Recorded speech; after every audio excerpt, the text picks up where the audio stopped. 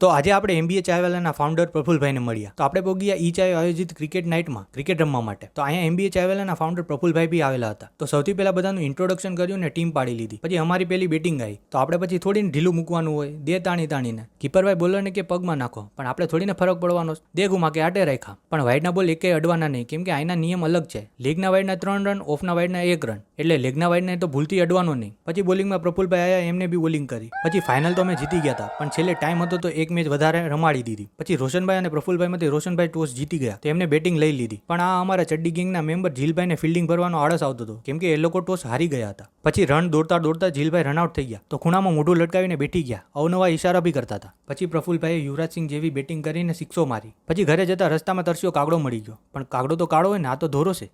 ભેગું થાને ભાઈ. પછી રાતે આઈસ્ક્રીમ ખાવાનું મન થયું તો પોગી આસ્ટોડિયા દરવાજે આઈસ્ક્રીમ ખાવા માટે. આઈસ્ક્રીમ ખાઈને વ્લોગનો કર્યો એન્ડ. તમે ફોલો ને સબસ્ક્રાઇબ કરતા જાજો.